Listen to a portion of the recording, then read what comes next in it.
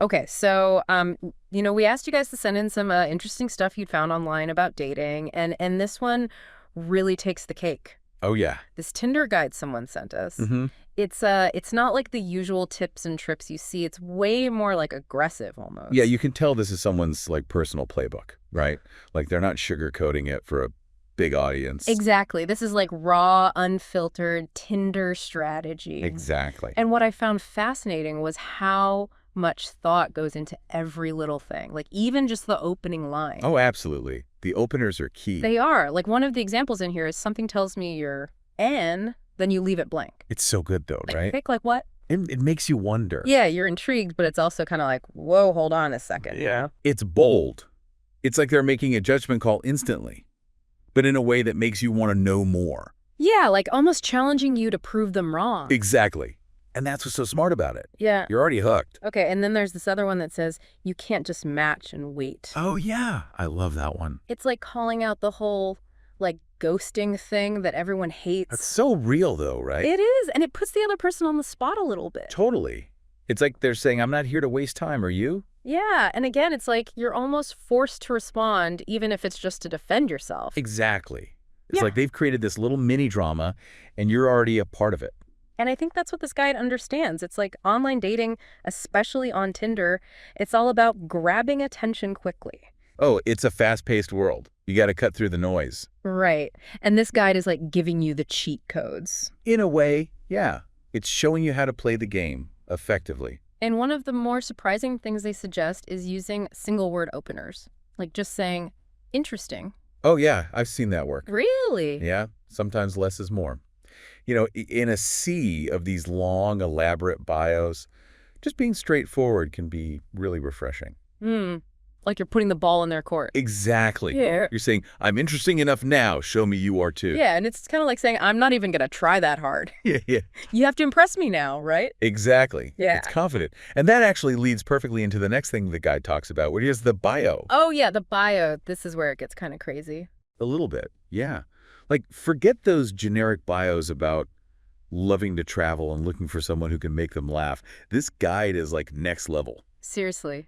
They actually suggest a line that's like, I'm focused on my goals and I don't waste time. If you can't handle that, swipe left. I know, right? It's brutal. It's like they're deliberately trying to weed out anyone who's not on the same wavelength. It's like they're almost daring you to swipe left. Right. And you know what? In a way that's kind of brilliant. Because think about it. When you're scrolling through hundreds of profiles, what stands out? Definitely not the ones that are all like living my best life and looking for my partner in crime. Exactly. Those all just blend together. But when you see a bio that's like, this is me, take it or leave it, it's like, whoa, who is this person? It's like they're not even trying to please everyone. They have a specific type and they're going for it. Exactly. And that confidence can be really attractive to some people, even if it comes off as a little harsh to others. It's like they're playing the odds knowing that not everyone will be into it, but the ones who are probably exactly who they're looking for. And that's a big part of what this guide is all about. It's about efficiency. It's about using these little psychological tricks to maximize your chances of finding a compatible match. Right. Because like you said, it's a fast-paced world out there, especially on these dating apps. It's like this whole other social ecosystem with its own rules and strategies. And this guide is like the survival manual. In a way, yeah. But it's not just about survival. It's about thriving. It's about taking control of your narrative and putting your best foot forward, or at least a very specific, carefully curated version of your best foot. Okay, so we've talked about openers and bios, but what about photos? Because this guide has a lot to say about that too. Oh, yeah. The photos are huge.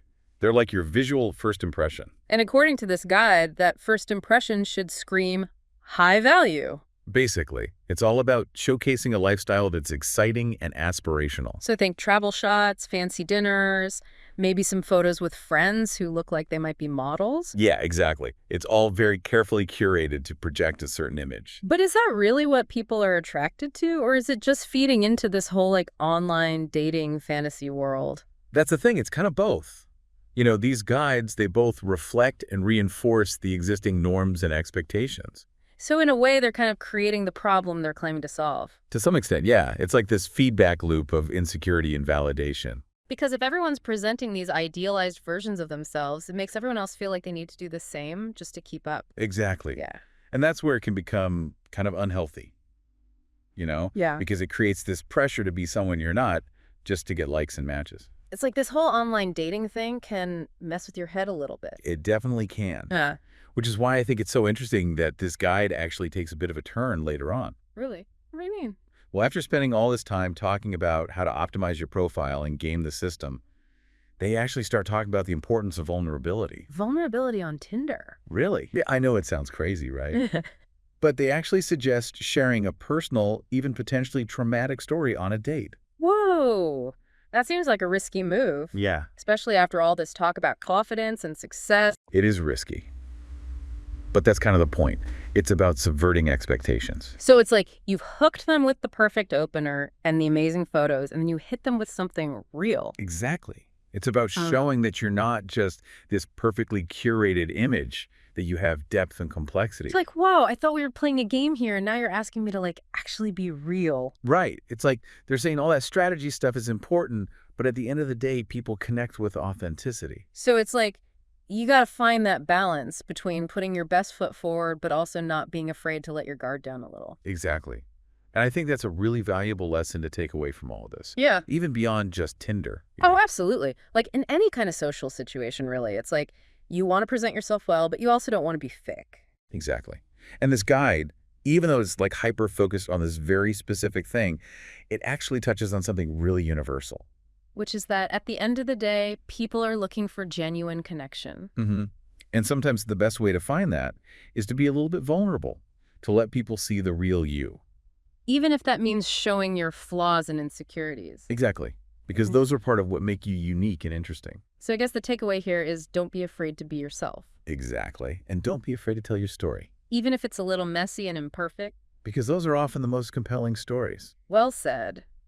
Well, I think that about wraps up our deep dive into the wild world of Tinder openers and online dating strategy. It's been quite a ride. It has, and who knew we'd end up talking about the importance of vulnerability and authenticity. You never know where these deep dives will take us. That's for sure.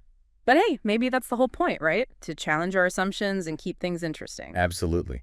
And to remind ourselves that no matter how much we try to game the system, human connection always finds a way. Well said. On that note, we'll leave you to ponder the stories you're telling both online and off. Until next time.